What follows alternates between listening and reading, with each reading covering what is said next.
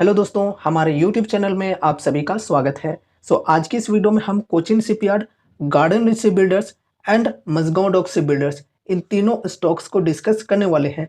And कुछ important updates हैं यहाँ पर garden Reach Builders and Cochin shipyard stock से रिलेटेड, तो वो भी हम अभी आपके साथ शेयर करने वाले हैं। तो चलो शुरू करते हैं वीडियो को अपने बाजार के साथ में। तो देखो, अभी ओवरऑल हम अपने बाजार की बात करें तो बाजार में बढ़िया तेजी बनी हुई है। और हमने बाजार खुलने के पहले ही वीडियो में डिस्कस किया हुआ था कि आज बाजार के अंदर बढ़िया हमें परफॉर्मेंस देखने को मिल सकती है, बढ़िया तेज़ी देखने को मिल सकती है, क्योंकि जो ग्लोबल मार्केट्स की सिचुएशन है वो भी बढ़िया हमें देखने को मिल रही है। ग्लोबल मार्केट्स के अंदर भी हमें हरे निशान में सभी चीज़ें देखने को मिल रही हैं। ठीक है, तो उसका इम्पैक्ट हमारे बाजार के अंदर भी पड़ा हुआ है। आज के दिन हमारे बाजार में भी बढ़िया तेज़ी बनी हुई है। अगर यहाँ पर हम निफ्टी 50 इंडेक्स की बात करें तो लगभग 1% की तेज़ी देखने को मिल रही है। नेक्स्ट 50 की बात करें तो 2.15% की तेज़ी है। ओवरऑल निफ्टी 100 की बात करें तो लगभग 1.25% की तेज़ी है। फिर यहाँ पर अगर हम मिड कैप 50 की बात करें तो लगभग 2% की तेज़ी। मिड कैप 100 की बात करें तो यहाँ पर 1.87% की तेज़ी। उसके बाद स्मॉल कैप 100 की बात करें तो 1.88% की तेज़ी। और स्मॉल कैप 50 की बात करें तो 1.93% की तेज़ी। अगर यहाँ पर हम specially mid cap and small cap के स्टॉक्स की बात करें तो इनके अंदर बढ़िया तेज़ी बनी हुई है लार्ज कैप्स के मुकाबले में। लेकिन ओवरऑल लार्ज कैप के अंदर भी तेज़ी हमें देखने को मिल रही है, जैसा कि यहाँ पर आप देख पा रहे हो। निफ्टी 50 एंड निफ्टी नेक्स्ट 50 इनके अंदर बढ़िया तेज़ी बनी हुई है। ठीक है, तो ओवरऑल आज हमारे बाजार का जो मूड है ये बढ़िया है, पॉजिटिव साइड में देखने को मिल रहा है।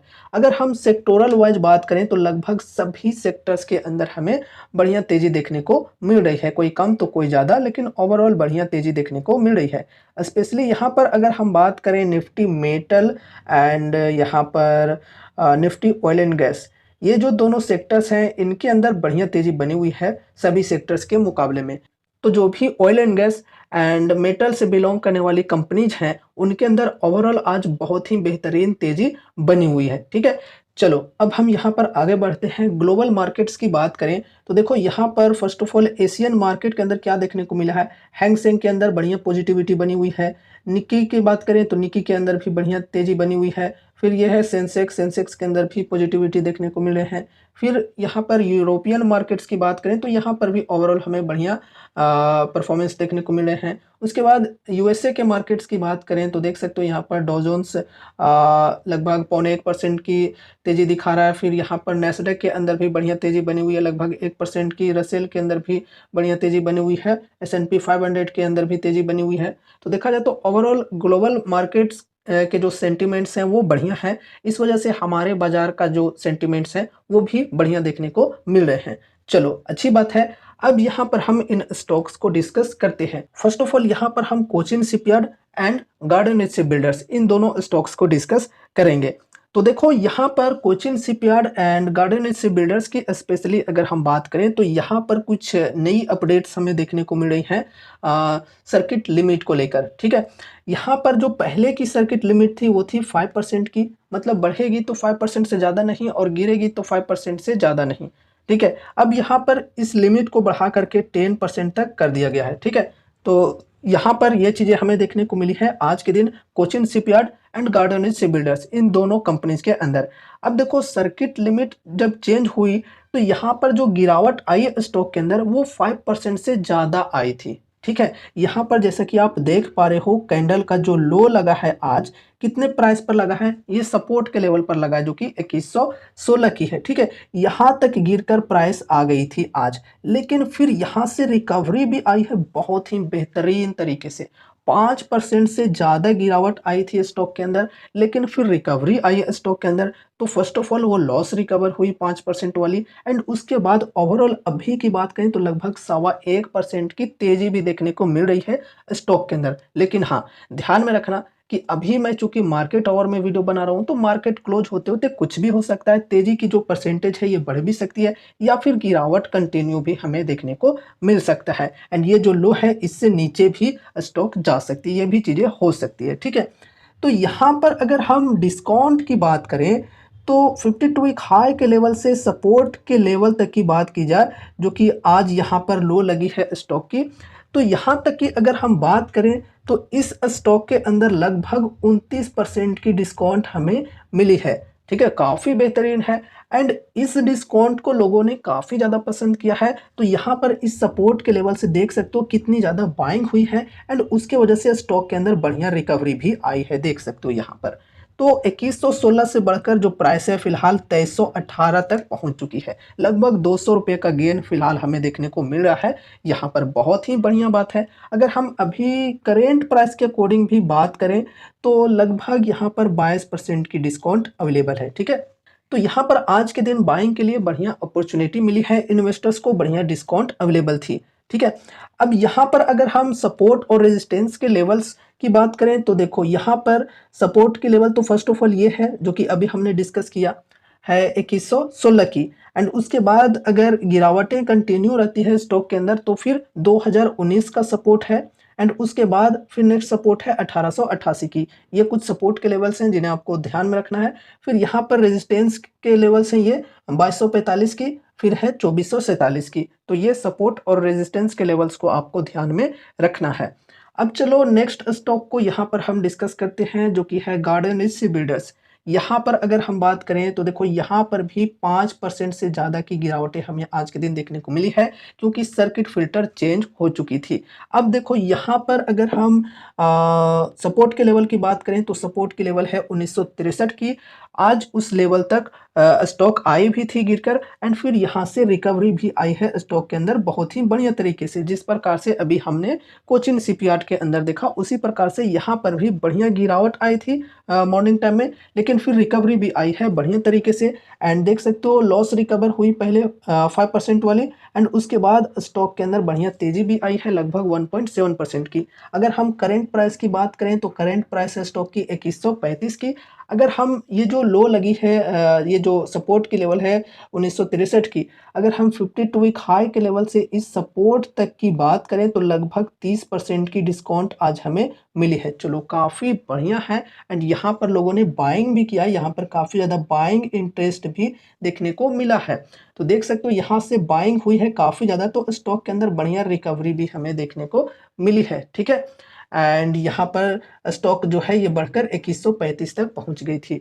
एंड यहाँ पर अगर हम करेंट प्राइस के अकॉर्डिंग बात करें जो कि है 2135 की, तो इस प्राइस के अकॉर्डिंग अगर हम देखें तो 52 वीक हाई के लेवल से लगभग 23 से 24% की डिस्काउंट मिल रही है।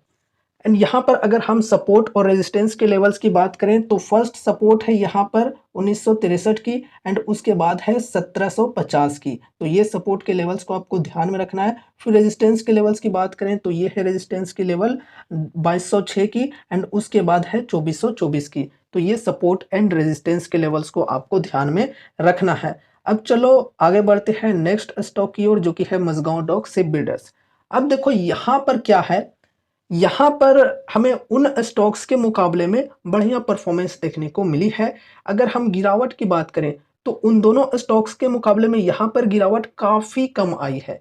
फिर यहाँ पर अगर हम तेज़ी की बात करें तो उन दोनों के मुकाबले में तेज़ी यहाँ पर काफ़ी ज़्यादा आई है। बहुत ही बढ़िया परफॉर्मेंस रहा है।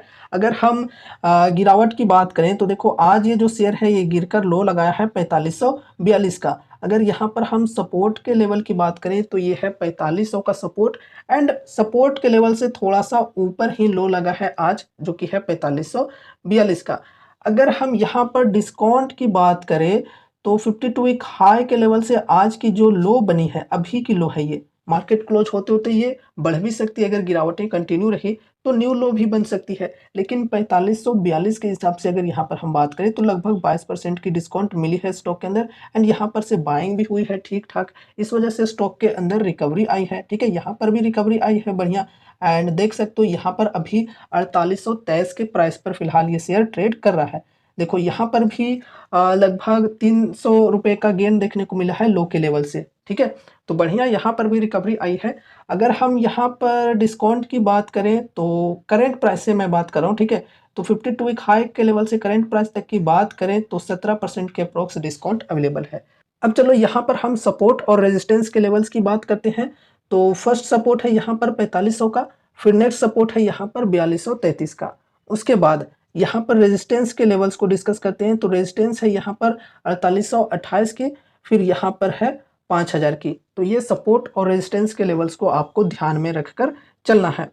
तो ये रही हमारी आज की video, Mazagon dock ship builders, garden rich ship builders and Cochin shipyard stock से रिलेटेड। अब देखो, मैं ये भी शॉर्टकट में बताना चाहूँगा कि देखो, Garden rich ship builders and Cochin Shipyard, इन दोनों के अंदर गिरावटें क्यों ज़्यादा आ रही हैं मझगांव डॉक के मुकाबले में। तो देखो गाइस, सिंपल आप लोग इसे समझकर चलो कि देखो, मझगांव डॉक की जो वैल्यूएशन है, ये इन दोनों के मुकाबले में ओवरऑल बढ़िया है, ठीक है। लेकिन ओवरऑल वैल्यूएशन वहां पर भी हाई ही है, लेकिन इनके मुकाबले में काफी बेटर है मझगांव डॉक की वैल्यूएशन। इनकी वैल्यूएशन काफी हाई हो रखी है Cochin Shipyard and garden ship builders की।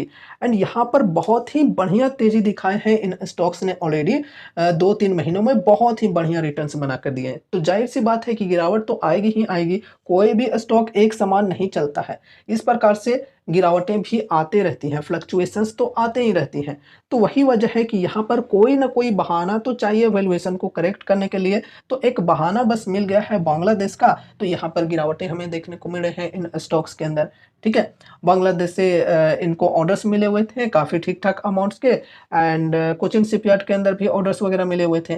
तो इस वजह से इन्वेस्टर्स यहाँ पर थोड़े से नेगेटिव हो गए हैं ज़्यादा इन स्टॉक्स के अंदर, बांग्लादेश के अंदर तख्ता पलट को लेकर। अब देखो, बहाना तो मिल गया है स्टॉक को गिरावट लाने का, तो यहाँ पर गिरावटें आ रही है स्टॉक के अंदर, ठीक है। तो उतना ज़्यादा ऐसे टेंशन लेने की जरूरत नहीं है कि यार कंपनी खराब हो गई। देखो, कंपनी खराब नहीं हुई है, कंपनी बढ़िया है। बस मिस्टेक आपने किया है कि आपने यहाँ पर हाई के लेवल्स पर बाइंग कर रखा है, ठीक है। तो गलतियों से आपको सीखना चाहिए। अब क्या कर सकते हो, अगर आपने हाई के लेवल्स पर बाइंग कर रखा है लेकिन अमाउंट्स अगर कम लगाए हैं, तो फिर यहाँ पर लो के लेवल्स पर एक्यूमुलेट करके चल सकते हो, ठीक है।